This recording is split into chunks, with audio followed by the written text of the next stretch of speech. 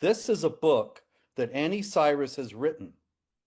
Now, you have to understand that Annie Cyrus is somebody who knows jihad in a way that virtually all Americans do not. Now, Jamie, you have studied jihad and Islam to some degree, as so many of us have, driven by the grim necessity of trying to understand what happened on 9/11, what happened on October 7th, what happened on so many other terrible days. And many of us, if I do say so myself, have elucidated aspects of jihad in an effective and clarifying manner. But Annie Cyrus has lived it in a way that we have not, and has suffered the sharpest edges of the Islamic Republic of Iran's tools for dealing with dissidents, which all involve terror. I have pointed out on many occasions that terror is not actually a twisting or hijacking of the religion of peace, uh, but it is part of the teachings of Islam. But it's more than that, Jamie, because terror is actually the center, the heart, and the soul of Islam. Terror is how Islam works and what keeps it together. I hope I am making myself entirely clear that Annie Cyrus knows this in an experiential manner, and she elucidates it in a way that no American should miss because she speaks with an authority that nobody who has just read about this in books or talks to people about it can possibly ever have. Yeah. And so you've got to get this book, The Architecture of Jihad.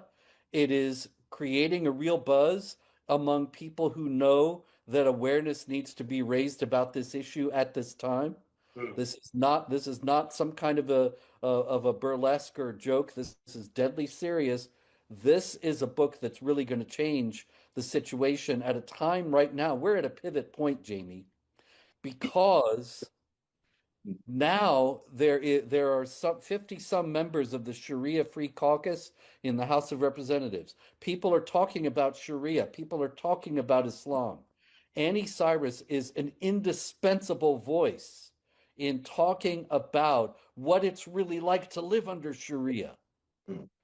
That the Sharia that the Islamic groups are bringing here, and people are saying, like Jamie Raskin, I'm sorry he shares your name, and Steve Cohen and Mary Gay Scanlon, who were the three Democrats who were on the House committee when I testified before Congress last month. They were dismissing concerns about Sharia and saying it's just private religious law. It doesn't have anything to do with non-Muslims. And anybody who thinks otherwise is a racist Islamophobic bigot. Now, Annie Cyrus's architecture of jihad puts paid to that kind of self-deception Mm. and those kinds of soothing fictions. And it could not come at a better time or be more important. Me. All right, so I told you about this a little earlier at the top of the show that the fact that we have Iran is all, it's all in the news. Obviously, a lot of people are speculating what's going to happen this weekend. President Trump giving another reprieve, saying we're not going to destroy some of these energy facilities for another, I don't know, at this point, was it another 10 days? Now is it 9 or 8 days? And so I got the opportunity. I think this is kind of one of those things where it works out perfectly, where Annie Cyrus has a new book out called The Architecture of Jihad. And it just came out this week. So if you guys want to go check it out, I know it would certainly help. I know when a book gets released on Amazon, if you get so many sales in the first week, it can actually get catapulted onto the front page or the top seller list or something like that. And so I just want to welcome Annie to the program, and I want to say, Annie, congratulations on your new book, The Architecture of Jihad. Welcome to the show. Thank you so much on the congratulations, and it is great to be on your show. It's been a while that we've Yes, known each other. We've worked together for a while, and it's good that I finally made it on camera with you. Thank you. absolutely, absolutely. So I'm really excited. I'm excited for your perspective, your point of view. But the first thing I'd like to talk about is what made you, first of all, how long you've been working on this book, and what made you want to write this, want to get this, pen to paper? Sure. So I started, the idea hit me last year after the 12 Days War. And then I've been pretty much working on it since then, which would be early July of 25. It is a self-published book. It was the fact of, well, good luck getting most publishing companies to want to touch such a controversial topic. So that added to the whole process of getting the book out, but I'm glad it's out. The reason was the 12 Days War. Well, more like the celebration that I witnessed in America after the ceasefire of 12 Days War. As an Iranian American, I was very disappointed when the ceasefire was announced. And then I looked around like, why are my fellow Americans so happy about this? There shouldn't be a ceasefire. And I came to realize because since September 11, a lot of Americans have come to realize there's such a thing as jihad. They call it Islamic terrorism. But it has slowed down. Therefore, there's no real threat. So I realized as an ex-Muslim who was raised right in the heart of Islamic teaching, from a Quran teacher being my mother and a sheikh being my father, the best way for me is to write a book to show my fellow Americans or anyone who doesn't understand Islam, including many Muslims who don't even understand Islam, that jihad doesn't mean Allahu Akbar, boom, blow it up. Jihad is way more than that. So I broke it into 10 categories of different phases of jihad. In the book, we go over the actual text from Islamic teaching to time of Muhammad, to historic expansion of that specific jihad into our modern day, using real life cases that we have tried on our courts, from Germany to Canada to US to UK to France, you name it. I have those cases in the book. And I conclude each chapter with a practical countermeasure section where a lot of people know and they're like, okay, now what do I do? So this book will tell you exactly what to do without necessarily relying on your lawmakers to reverse this damage and take our country back when it comes to the conquer of Islam. So it's fascinating because, everybody is watching what's going on in New York with Mondani, and, you see these videos coming out about, the Muslim prayer calls and things like that. I'm actually, we did a whole segment on it, or at least I can't shut up about the video of Mondani in the mayoral office, and I know there's a lot of Muslims there, and they're doing prayer, or they're eating or whatever. And what struck me, Annie, was the lack of furniture. I mean, there's a lot of, and so it got me kind of on this deep dive of, wow, furniture. Like you never really think. I never really thought of furniture being a kind of a Western. And I'm not saying there's not non-Western countries that have furniture or don't have furniture. I know, but I just couldn't get over the fact that there was no furniture in the room, and it just struck me in a way that I'm having trouble describing. But do you understand what I mean? I absolutely understand what you're saying. You're referring to the video that came out recently. It was a conclusion of Ramadan for Muslims. It was a day or two before the end of Ramadan, and they all gathered there per invitation, mainly Muslims, to join to, celebrate the end of Ramadan. And what you saw, it's not a Western concept to them. So in Islam, part of jihad, which a lot of Muslims will tell you, jihad word itself means a struggle, inner struggle, which is accurate. Part of that struggle is to stay humble and not have fancy homes, cars, technology, furniture, bed. All of that comes with the practice. So you have so much of nothing, the cliche of you'll have nothing and you'll be happy. Yeah, that really applies. That literally applies to Islam. You have to live such a zero grounded life that at any moment, if you have to give your life, you're willing to do it, because their understanding, or at least their teaching, is the more you have, the more you're attached to this world. Turning you into a jihadi will become hard. Let's go to Iran, for example. In Islamic Republic of Iran, there are mansions, there are families with full furniture, fancy furniture, average furniture. Some can't afford it, so they have less fancy. But if you go to any of the leaders' homes, you'll notice there's no furniture, there's no bed. If there's a bed, it's a very small, full size metal bed with a thin mattress. It's part of the training. It's part of, they call it living a humble life, just like they call hijab a symbol of modesty. But technically, the underlying part is if you are a true Muslim, you leave life to bare minimum. You don't do anything. So it's more of a kafir or non-believer aspect to them than Western culture, which at the end of the day, Westerners are the highest level of, enemy to Islam. So it makes sense Can you the tell way you me look at it. tell me a little bit about I have so many questions and so I'm going to start here. So what was it like? You lived in Iran until you're 15. So can you please just explain to us first of all what it was like? And you say you left Islam. Did that happen? Because I know there are Christians in Iran, or at least that's what we hear. Obviously, they can't be public about it. But can you tell us a little bit about what happened? What was it like? I know this is a loaded question, but what was it like living in Iran up until you're 15, and then you eventually get here? Can you just tell us your story? I guess. Of course. So, yes, to answer your questions, there are millions of Christians inside Iran and thousands of underground churches, but yes, all in secret, because the punishment can be anything from life in prison to execution. If you preach your Christianity, then you will be killed. That's for that part. I so the aspect of my upbringing in Iran, inside home, around father, portion of my life around my mother, was consumed by Islam. Until age 7, not really. It was just being a kid.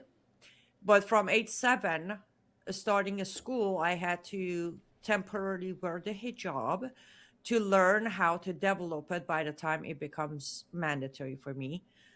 There was a lot of confusion and questions between school and home.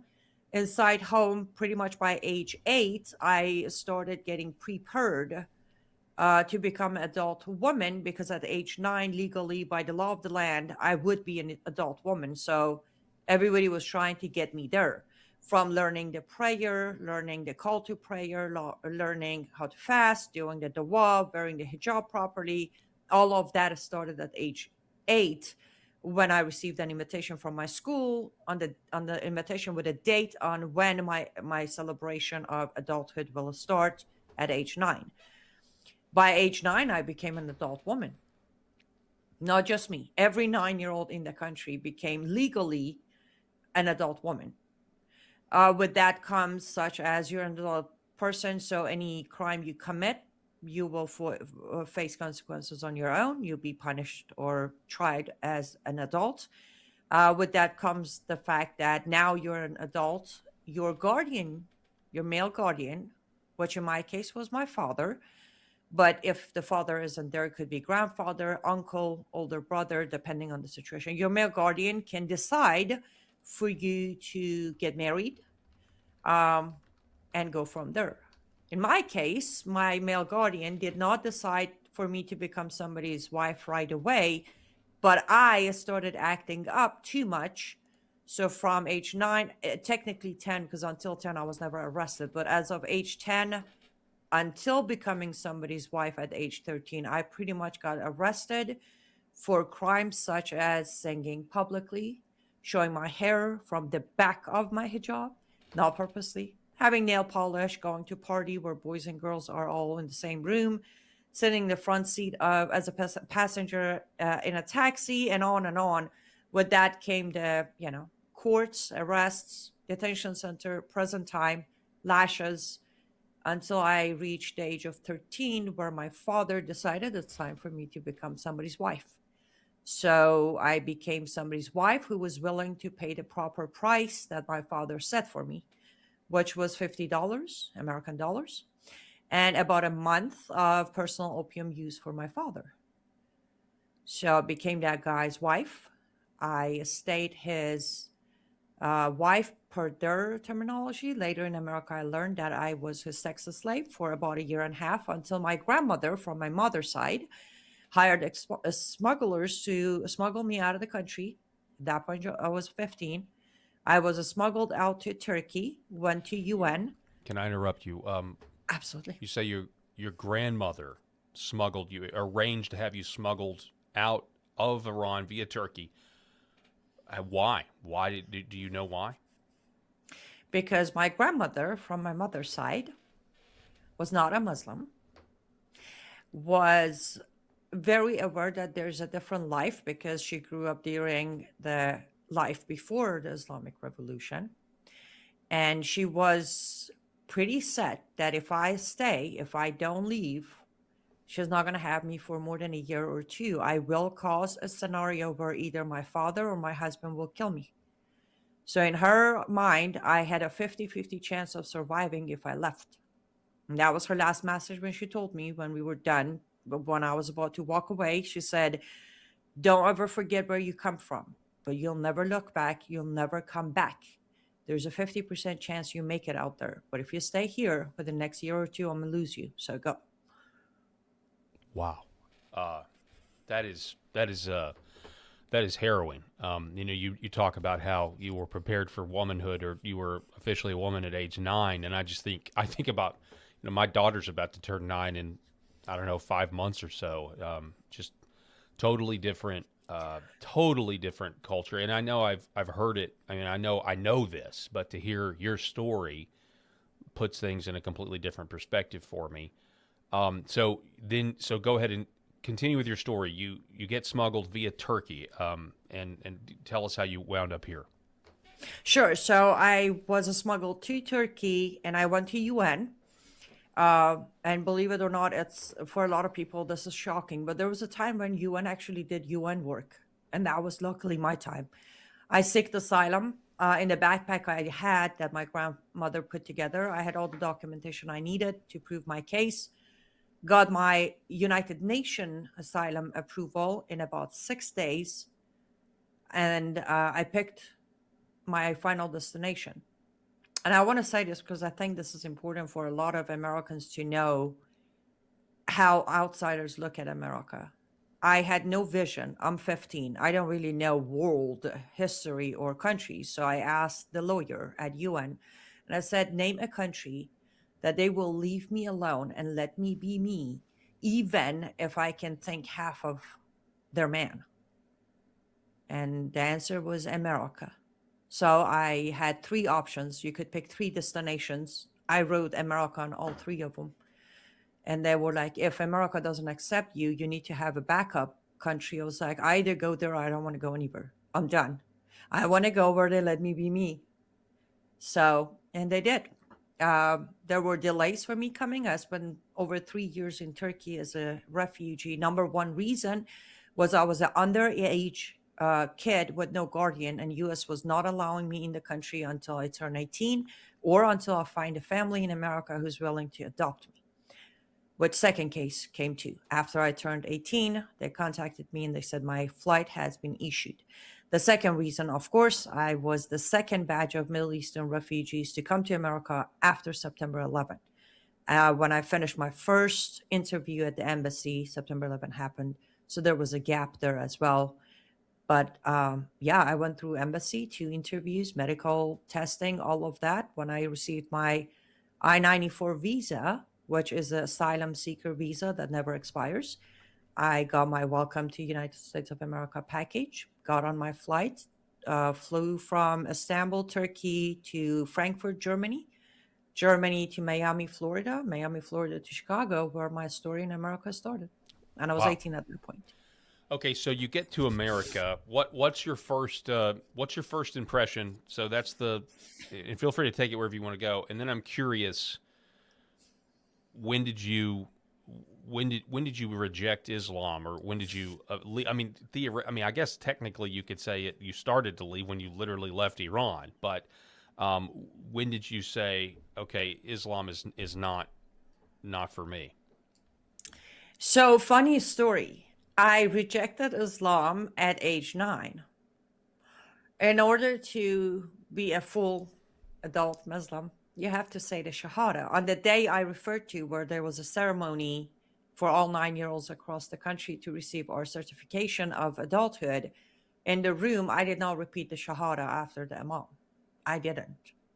So, by definition, I never became a Muslim. I was labeled a Muslim in an Islamic country by birth, but I didn't. And the reason I rejected it at that moment was because when I was being prepared around between 8 and 9, and I'm constantly told I need to learn these verses for my prayer and these verses for call to prayer in Arabic, where my mother tongue is Farsi.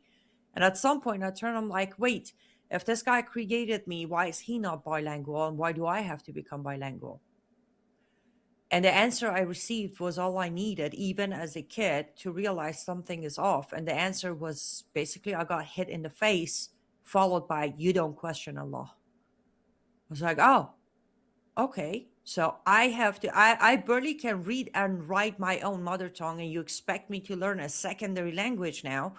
And it was frustrating because I would mispronounce and I would get frustrated, and then my dad would be very mad at me, and his hands were a little loose on the slapping.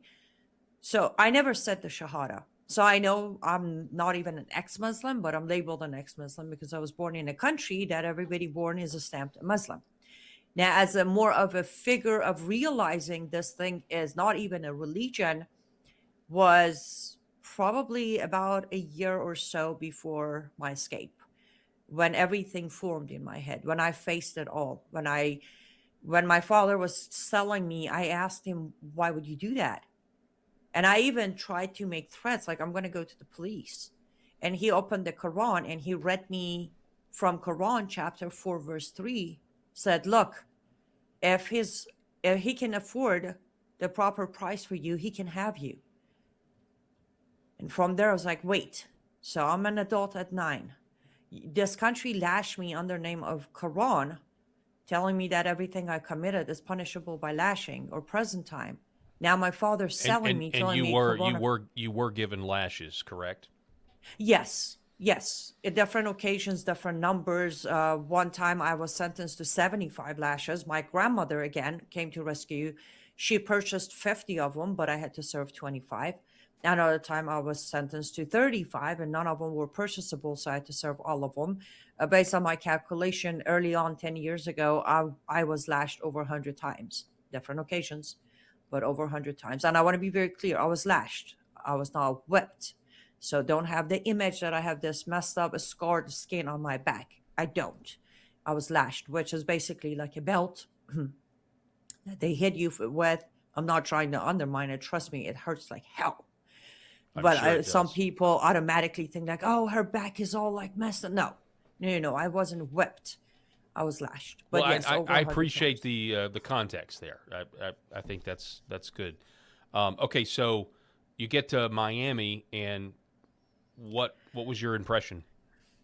The Miami moment, honestly, the only thing I can remember, it was about 8 or so hours inside the airport. First thing, they put us all, very respectfully, they put us all in a room when we landed from Germany.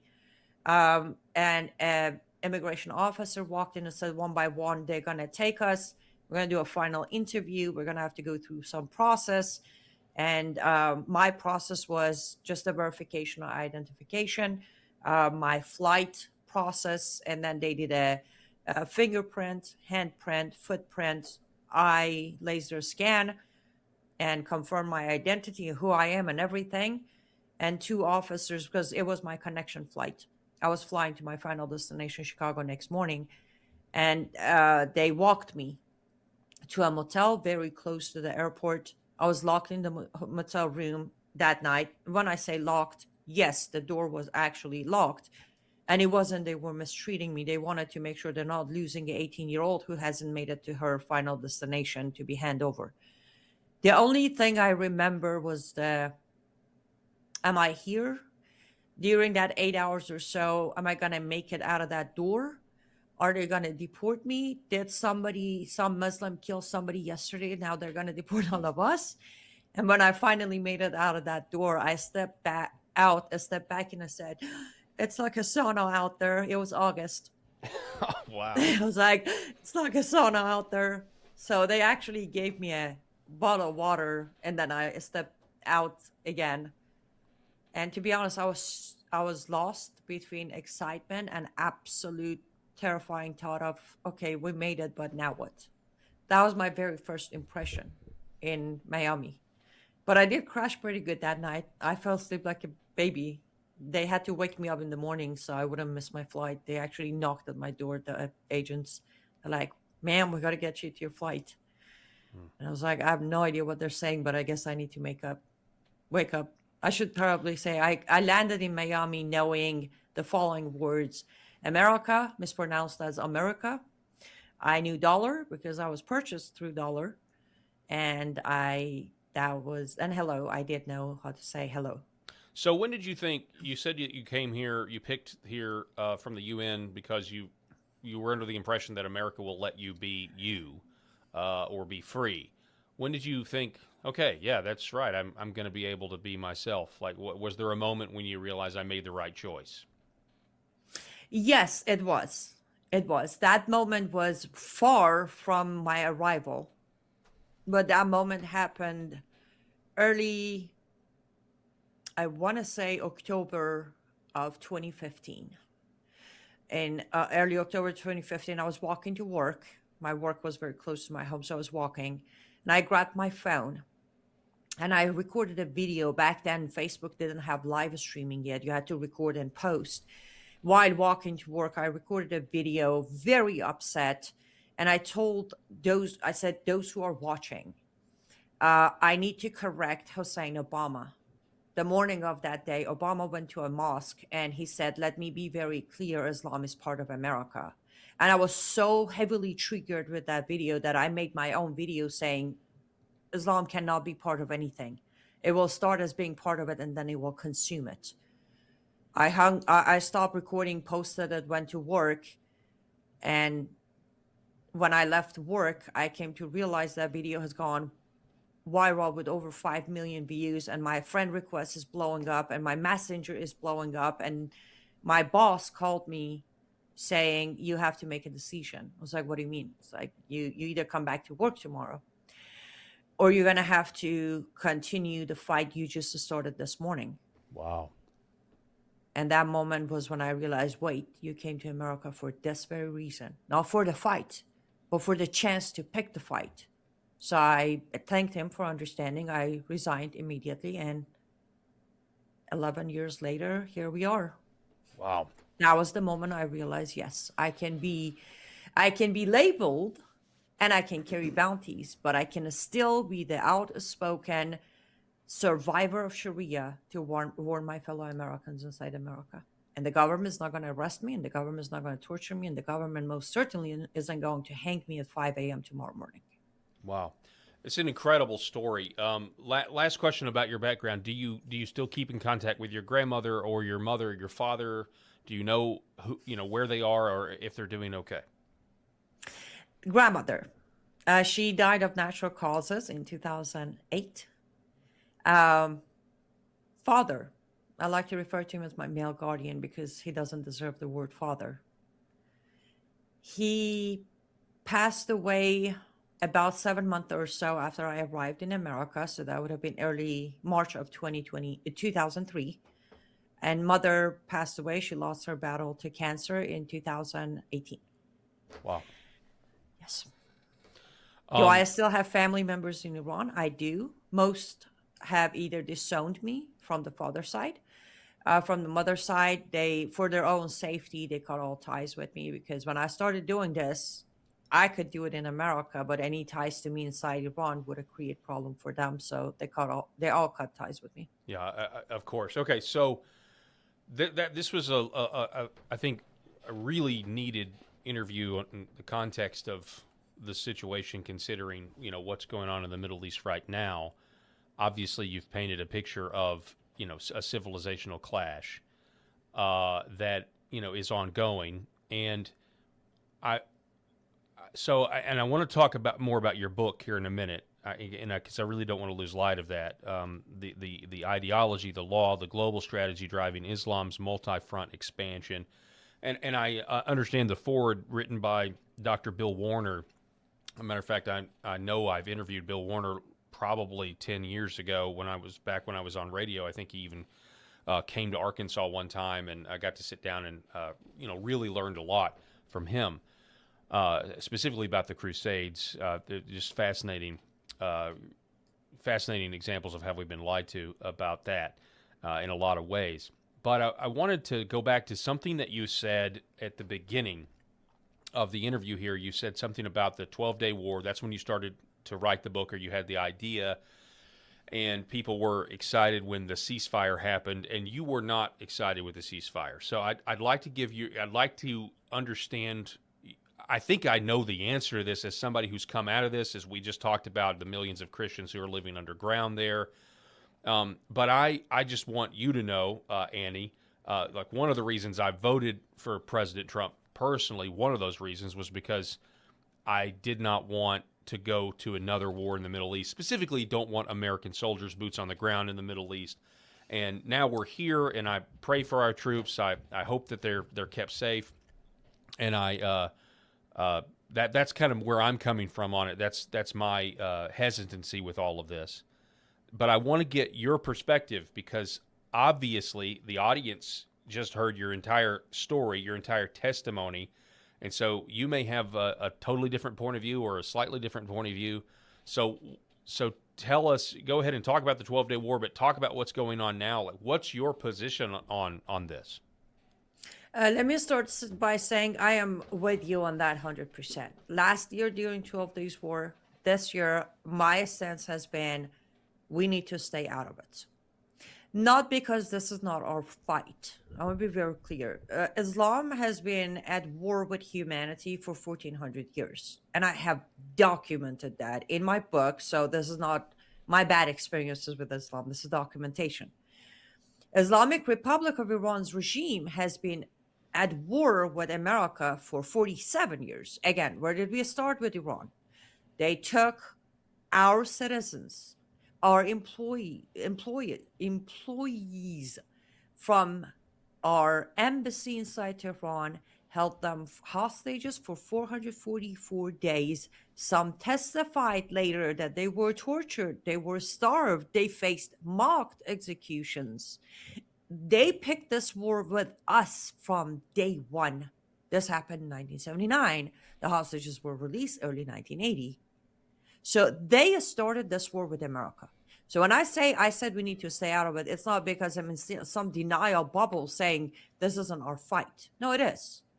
But the reason I said we need to stay out of it, two reasons. Number one, Israel was handling it perfectly. They were doing just fine. They had a plan. They worked on their plan for years. They have Mossad agents who know the streets and alleys and back alleys inside Iran and Tehran. We didn't need to go in. But I agree with you. Now we're there every day. I pray for our troops. I pray for President Trump. I pray for Pete Hegseth to make the right call, right decision.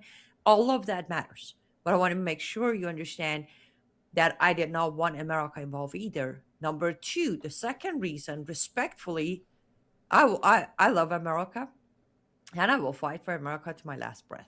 However, American foreign policy has always been a disaster in the Middle East. Yes. That's the second reason I said we should stay out of it.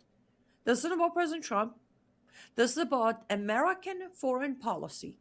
Even if we go to war with Iran, the outcome might possibly be a disaster. So let's just stay out of it.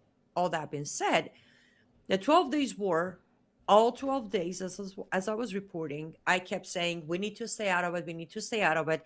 And every time I was asked why regarding 12 days war, I said, if we get involved, we're going to go for a ceasefire. And look what we have achieved with Gaza and Hamas during all of these ceasefires. Absolutely nothing.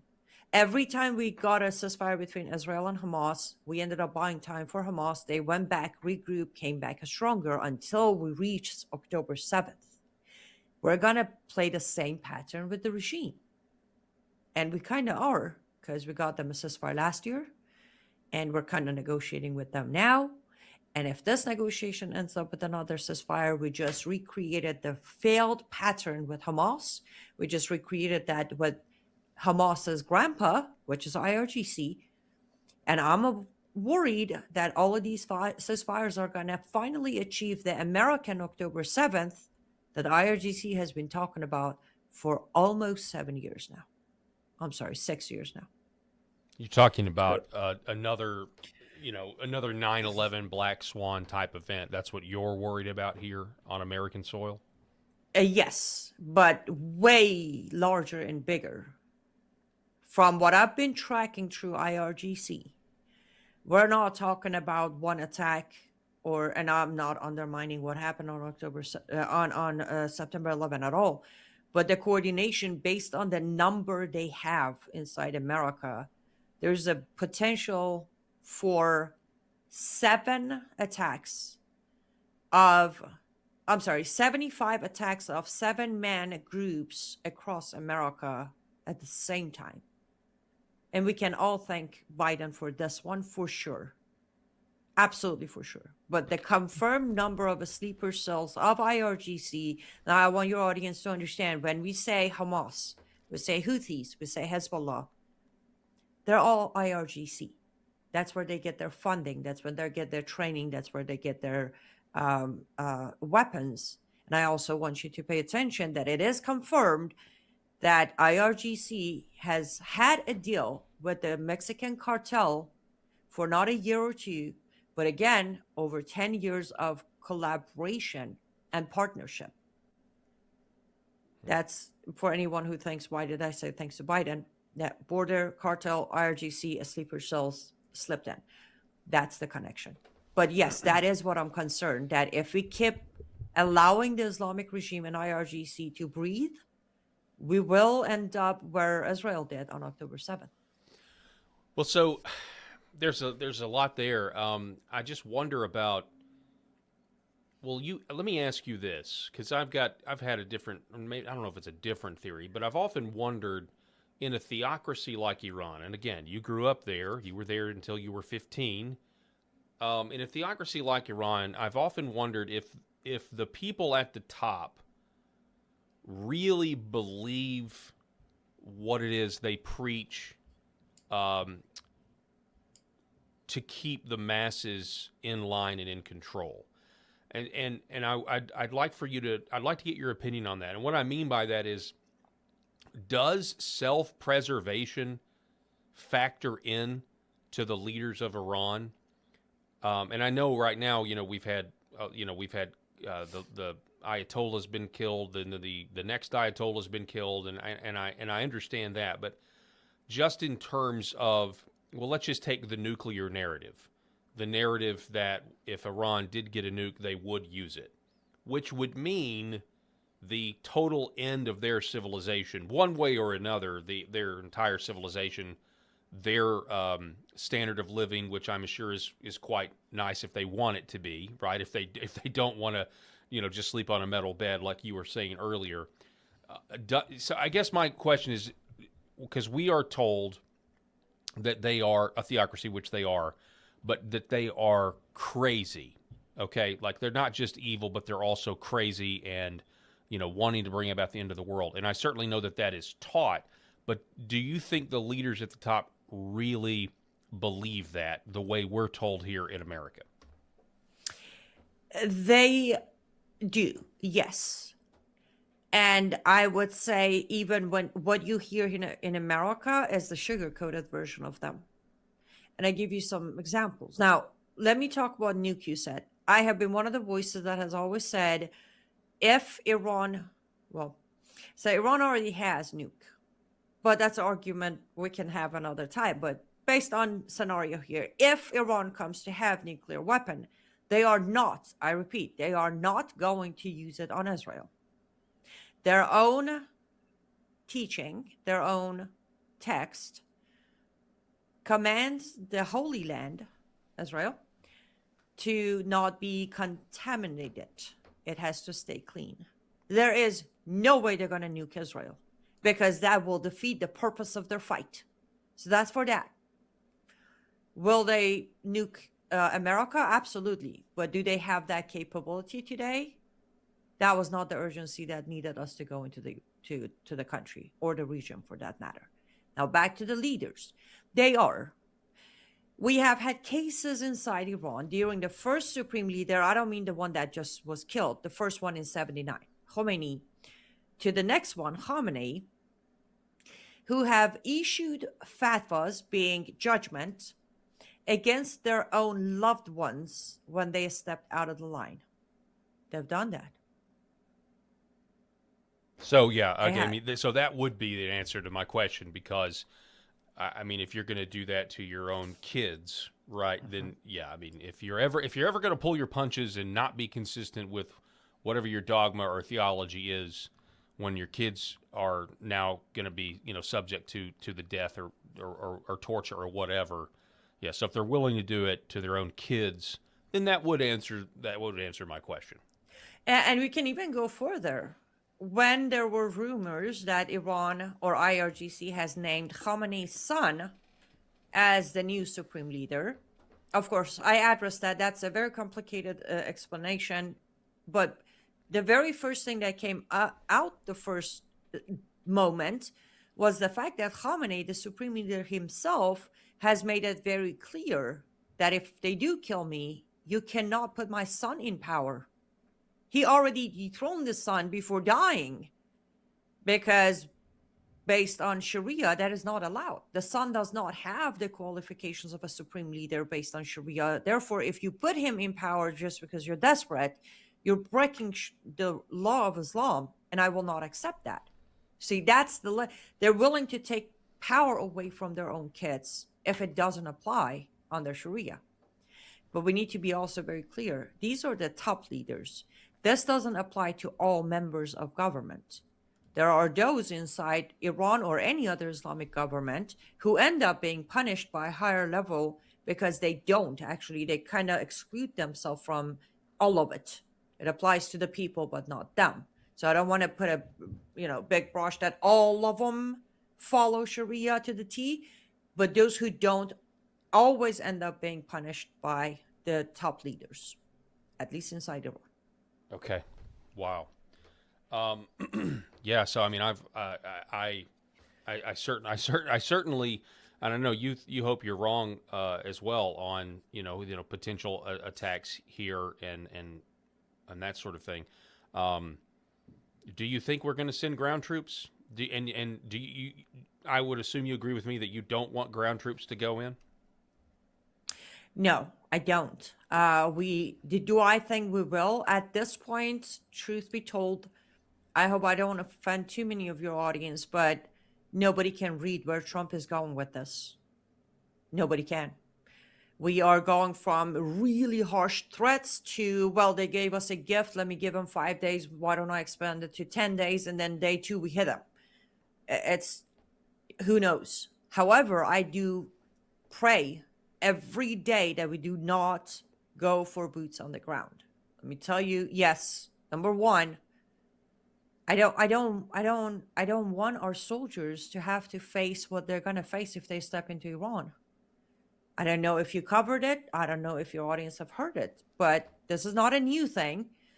But IRGC just renewed an old order of Iran-Iraq war that now they're drafting boys as young as 12 and up to fight. Our soldiers are going to have to face kids as soldiers. The trauma of Iraq and Afghanistan is plenty for them. I don't want them to have to face that.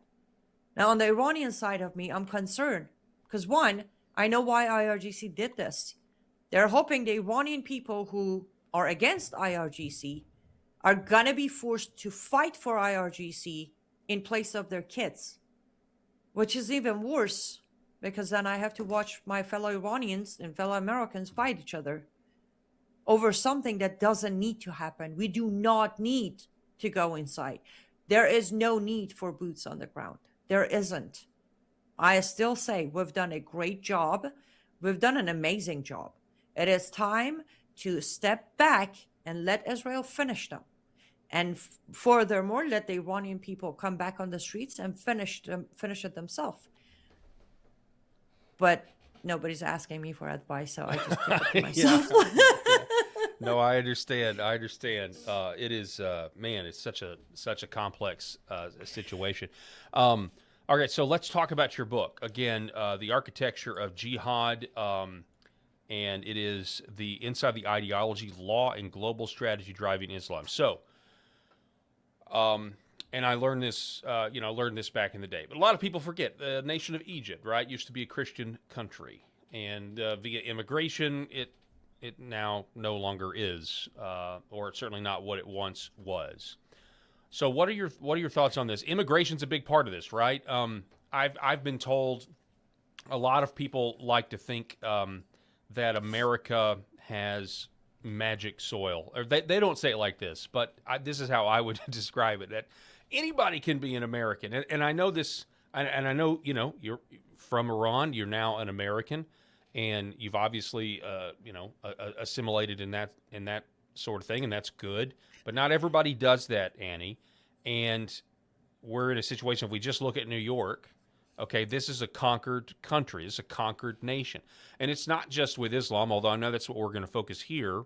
But I mean, you've got 90-foot tall monkey statues in Texas now, that are of other lowercase g gods, right? So, I mean, you look around America in a lot of different areas, and it looks like we lost a war.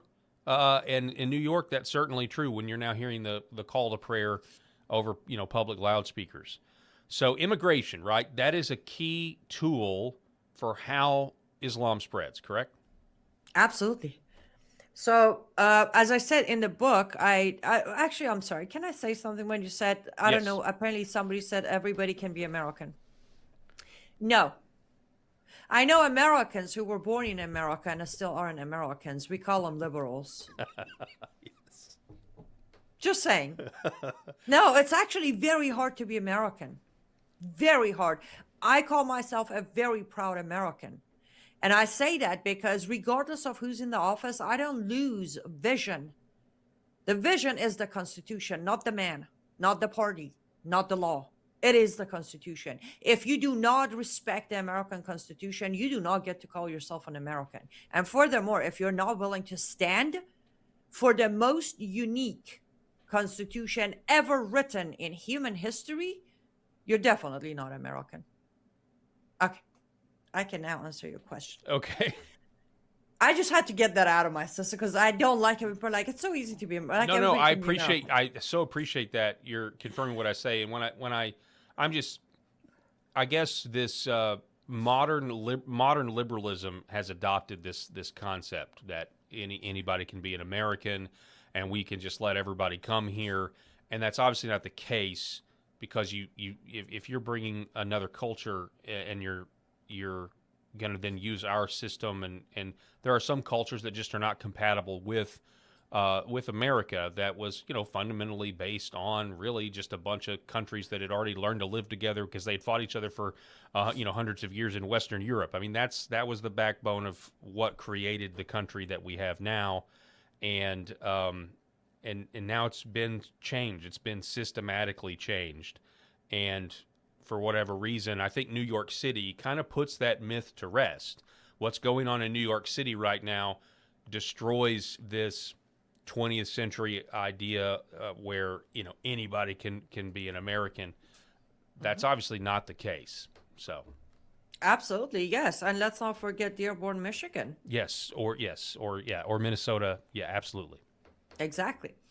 But to answer your question, yes, immigration, jihad, which the phrase used by Islam is hijrah, is absolutely one of the main players. So the way I broke this in the book, we have two major main categories, which is the classical jihad, and then you have the modern jihad. Now, just because we call them modern doesn't mean they're not rooted in Islam and Muhammad didn't practice them. It's just that they have found their modern way of practicing rather than the old way of practicing. And migration jihad is under the classical jihad. Historically, well, let's start with the text itself. In the text in the Quran, you find where it says, migrate to spread Islam. I'm giving you the short version of the verse, but it's there. And then there's Muhammad, who migrated from Mecca to Medina because he was failing Mecca and he didn't have the power. So he migrated to Medina. Now, this is where it might be interesting for anyone who still thinks these ceasefires have a meaning, or even Abraham Accords have any meanings. Muhammad migrated from Mecca to Medina, not as a refugee, not as someone who was escaping persecution. No, he made a deal with the government of Medina. In return, they would give him safe haven and his people in Medina. When he arrived in Medina, he broke every promise, every agreement, built his first mosque ever, and built his military inside it. We call it hudna. In translation of English, is deception during time of war. A Muslim is allowed to shake your hand as a kafir, agree to all your terms for as long as they need to regroup and become strong enough to come back and take you out. That's another form of jihad, where they will sign any peace deal you put in front of them. And that's what we've been experiencing also with Hamas. But yes, Mohammed has started migration from there. Historically, migration has conquered plenty of lands. And today in America, I would say second most applied jihad is migration. The first one is political jihad. The first major jihad we're facing in America is political jihad. Okay, Where, expand on that. What do you mean by that, political jihad? so political jihad is when you enforce, well, the modern day of it is Hussein Obama, Rashida Tlaib, Ilhan Omar, Keith Allison, Zohran Mamdani.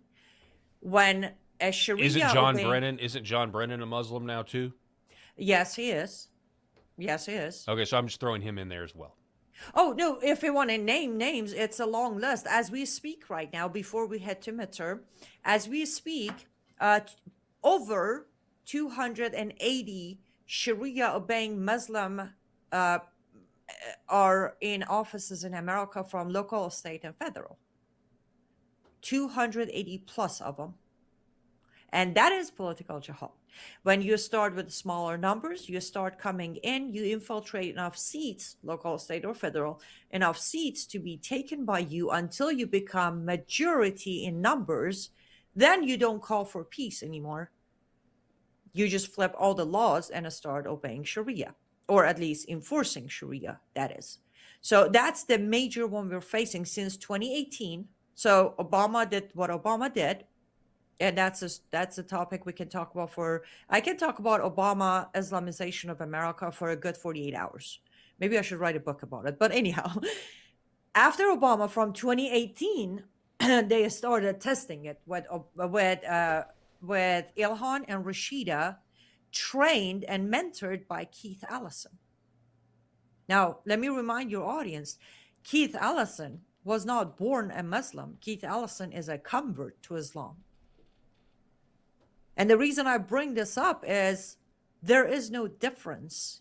When you accept the system of Islam, it doesn't matter if you converted to it, if you were born and raised in it, if you came to it at age 60, the system dictates the same behavior. You see the same behavior from Keith Allison that you saw from Hussein Obama, that you see from Ilhan Omar. So right now we're facing, but so far based on my putting together, we are facing about another 30 to 35 candidates hitting us on midterm. So right now that's the number one jihad, political jihad, as they try to conquer our offices, local, state, and federal. And the second one is migration jihad. Those are the two fastest growing jihad we're facing in America. And most people, again, have no idea they even exist. So I would say that if you look at Europe, I think at the beginning of President Trump's term, second term, you had Vice President J.D. Vance talking about the speech controls in Europe. Then I think Marco Rubio, a month or two ago, did the same thing at a speech in Europe. So this coming, I guess the first laws are going to be, or you feel free to respond, but would that be accurate? Like maybe their first political goals would be to start limiting speech. Absolutely. We already have Ilhan Omar, who pushed the bill or introduced the bill of anti-Islamophobia, global anti-Islamophobia. She pushed it on the floor in 2021. The moment there is enough majority of them to vote it in, what do you think they're going to do? Immediately, anti-Islamophobia bill is going to become a law, just like it happened in Canada. I was invited in 2017 to an event in Canada to speak on motion, what was motion M103 back then, anti-Islamophobia in Canada. We did what we could to help them understand, but it ended up being a law. In Canada right now, there's a law that stops you. Like if I can't, I'm banned from entering Canada. I can go to visit, but I'm not allowed to attend any events in Canada because I'm labeled the anti-Sharia speaker. It is illegal for me to go to Canada, even as an American. It's not allowed for me to go to Canada and say the things I'm saying right now on your show. Wow. And the bill is sitting right now. You can just look it up. Rashida Tlaib, 2021, Anti-Islamophobia Global Act. The bill is sitting there. They just need enough numbers to push it and turn it into law. And then I need to, I don't know, I'll find a new career, no problem. I actually don't think you'll stop speaking. Honestly, I don't think any of us will. Then we also have what's going on in Minnesota in the fraud. So that kind of, to me, goes in with the immigration. Like when we saw the reporting from Nick Shirley, we saw all this fraud, this generational wealth. Like, so the average American right now is struggling. We have high prices, and there's so much at play here. And I don't really know what comes first, the chicken or the egg. I know in the mid-level ranks of your liberals, progressives, or communists, they're diehard believers in their. It's a religious fervor to them, not necessarily Islam, but the wokeness, the hey, we've got to come in and we got to bring these third world immigrants into our country, and we've got to make them business owners, right? They wouldn't be business owners otherwise, but we'll make them business owners because then we can say, see, the third worlders are just these hardworking Americans that own their own businesses, which is a whole lot of work. And there's a whole lot of work there, but we're struggling. The average American is struggling, and then the government is giving these people generational wealth to really sit at home and just spend time with their families. By the way, wouldn't that be nice? And it's all done in the name of multiculturalism. I mean, to your point, I mean, we now have that. I would say that's also political jihad. You have Minnesota is a union of the political and the immigration, because you're using the political system to make the immigration process easier. Not only it's desirable, it's always been desirable to come to America, but it sure as heck is desirable if you're going to come here and get a fake business and all of this money, and you can have all the leering centers you want, right? I mean, do you see what I'm talking about? That there's a union there between the political and the immigration. Yes, but actually, this is where I'm going to introduce two other faces of jihad for you. One is financial jihad. One is missionary jihad. They both support the other two fronts. So missionary jihad, part of it is actually the interfaith dialogue. I'm sure you've discussed that with other people before. The other part of it is... No, stop right there. I actually haven't, but I think I know what interfaith dialogue is, but can you give us a definition of that? Of course, interfaith dialogue is the new cool thing where pastors come into their congregation and say, listen, I want you to go to this mosque and listen to this wonderful imam who believes in Jesus, just like with you. And if you like, just join him, leave Christianity and become Muslim. I'm not even over-exaggerating, people. That's exactly how an interfaith dialogue works. Not a single imam sends a Muslim to church. Churches send their congregation to imams to tell them how Muhammad perfected the Christ's words. Blasphemy. So that you are not far off at all. So we actually here in Arkansas, where I live in my little corner of northeast Arkansas, there is a mosque here. Yes. And the woke Presbyterian church, and I'm pointing this way, is literally right up the road from where I'm pointing. I knew a guy who was, and I am Presbyterian, but I'm not a part of that particular denomination. I'm a part of another one that is conservative confessional. But anyway, what I'm saying is he actually left that church. He was giving it, they are already kind of woke in a lot of ways, but he was very, very, this guy, he's since passed away, bless his heart, but he was very attuned with the dangers of Islam, the infiltration of it, very, very engaged in that. And the pastor had a joint service with the mosque, and they all went to the mosque. So this is happening all over, and that was a bridge too far for him. And he left and he went and joined a church that doesn't believe that is good, right? So to your point, it is happening. This interfaith nonsense and it's really just universalism, and it'll send you to hell. So be careful of that. They also call it Chrislam. The new name for it apparently is Chrislam. It's been growing for a while. I've been covering it for over a decade, but now openly Chrislam is growing, which again, a different topic for another time. But I suggest if you are a follower of Christ, read the Quran. If you don't want to do that, if you don't mind me plugging my Substack, I wrote a Substack titled Jesus of Nazareth versus Jesus of Islam. I give you all of it. It's almost, I think, 12 pages, 12 pages of Substack.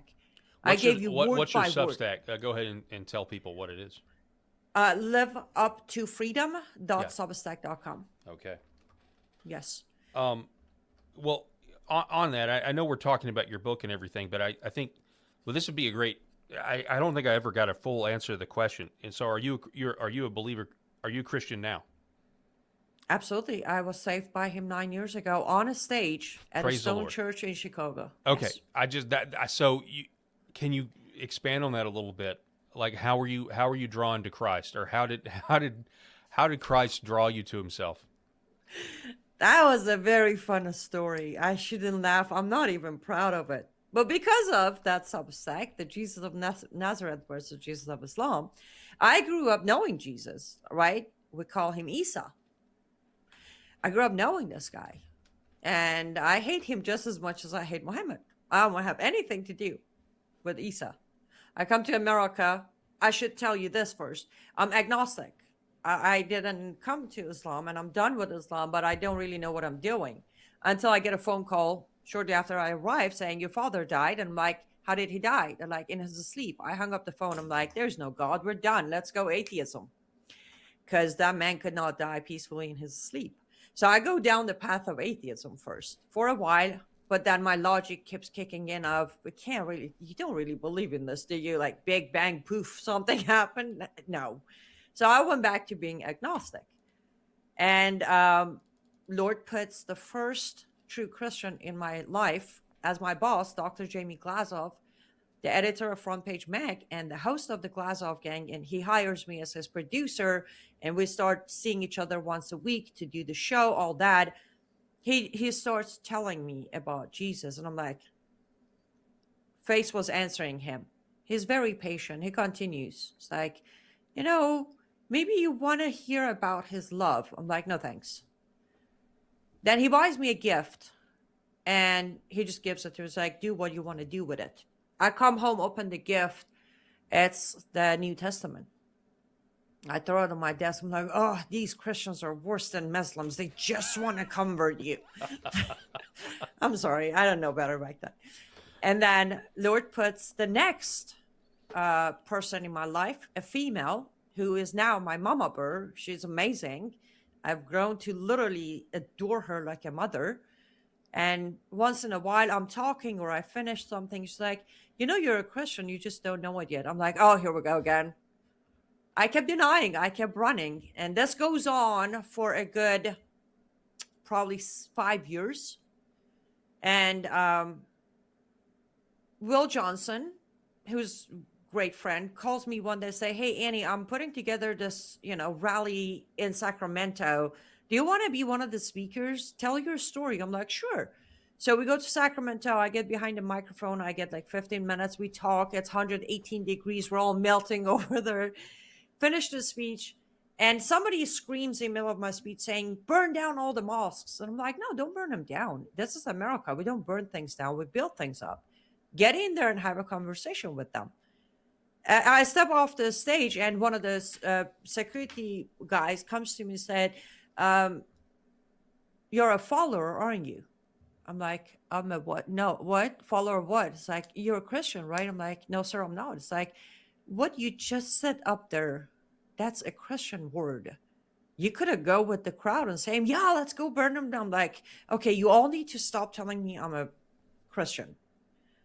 Next event happens at a stone church. I get on a stage, I start talking to the room. I get to the sentence of, my father sold me for this much, and go for a crack a joke of how much did he love me? $50, that is. And as I said that sentence, I physically felt a hand grabbing my heart, slowing down my heartbeat enough for me not to hear it anymore.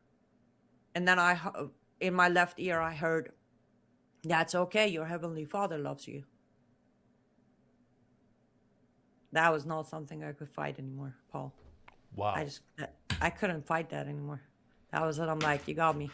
Fine, I won't fight you. I won't run from you. But that you're saying that happened while you were giving the speech. You had this experience where you knew that there was a God in heaven who loves you while you're giving a speech. What was that like? And what did you do after that realization? After you got off the stage, did you go to somebody? Did you talk to somebody? Not immediately. And that's the beauty of it. That video, that speech was recorded and given to me, and I posted that on YouTube, and it became my very first ever viral video with like 1.6 million views, including many comments from Muslims listening to that speech and going, again, it's all him, right? I didn't know. I finished the speech. I stepped off the stage. I went outside, and I knew he got me, but I was still trying to see if I can find anything to turn that into a delusion. Maybe I'm tired. I'm hearing, like, can I find something that's not what I think it is? Took me about a week. It's that's interesting, and the answer is no. I know, I couldn't. And I tried for a week. Yep. I couldn't. It's been called irresistible grace, or you could just say, well, God, God's not a punk. He the sheep hear his voice. But go ahead, continue. Yes. Now, it took me a week, and I reached out to a dear friend who also, though I knew him for a very short period of time, but he came to be the closest thing I ever had to a father on earth, the late Phil Haney. I called him. So, Phil, this happened. I don't know what's happening, but something happened. And he talked to me. He didn't explain it. He carried me over from resisting to accepting, by mainly telling me don't worry, he's not expecting you to. My translation was, okay, now I have this God, he's going to expect me to do things. What are those things? Because I don't want to be a slave again. I don't want to be half a human again. I don't want any of that. So Phil explained to me that he's not going to ask you to do anything. You just surrender to him. And from there, my mama bear bought me my very first copy of Bible, taught me how to study the Bible. My other, Michael Lauber. Michael bought me a Christmas gift, a Farsi Bible, where he knew I'm struggling to fully understand the English Bible. So he bought me a Farsi Bible. And from there, I read and I learned, and I found me a great home church. And yeah, life's great. Wow. Praise the Lord. Thank you so much for sharing that part of your testimony. Of course. So we're going to have to make this is going to definitely just need to be a standalone video. I'm certainly going to cut it that way, because I've really enjoyed hearing your story from Iran, and from Iran, from Islam to Christianity, and now you're being used to warn our country about political Islam, immigration, all of that stuff. I know you have to go because I know we've gone over the hour that we had scheduled you to be here, but I do want to make sure that you get the last word on your book, and I want people to go buy it if they want to read further. And I feel like this interview is going to do what it's designed to do, which is pique people's interest in your book. But did we not cover anything that you wanted to cover? I just want to make sure that we've covered what you want to cover, Ani. I appreciate you having me on, and thank you. Yes, I think we covered everything. The only thing I want to tell your audience is if you have any unease feelings, there's a lot going on around us, and I agree. Sometimes it's confusing, sometimes it's terrifying, sometimes it's making no sense. But you heard my testimony. Took me years, many years, too long, to realize that I didn't go through hell alone. He carried me through it and made sure that not only I'll make it, but I will make it back to him. When I'm asked to describe myself, I say I'm a child of God who was raised by the devil, but returned home to my Father. Remember that when you have that unease feeling. Remember that when you're getting angry, when you want to attack your neighbor, when you want to call somebody names. Remember all of that. That person, that individual, their actions, God is in control, and you don't need to waste your precious energy on negative. Stay with him, do your part, and he'll take care of the rest. I promise you, I'm up right here, alive, giving you the testimony. He took care of it. He'll take care of you too. And your testimony is, I'll summarize it. It is not difficult for God to walk a tightrope on your behalf.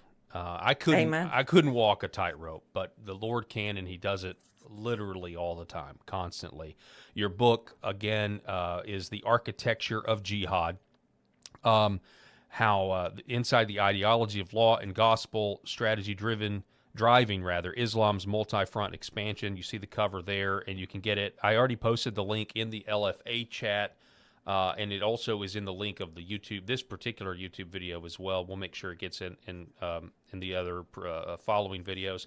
Annie, and if I could add, yes, just in case, if any of your audience would like a signed copy, those are available on my website. You can get those on Amazon, liveuptofreedom.com. As if you like to pick up a signed copy, you can go there and order your signed copies. All right, liveuptofreedom.com. You see it in the background there, liveuptofreedom.com.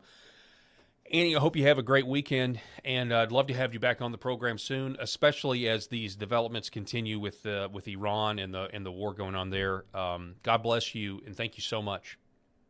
Absolutely, my pleasure. Stay safe, stay fearless, and I look forward to coming back on your program. Absolutely. Yes, ma'am. I appreciate it. Folks, we're going to take...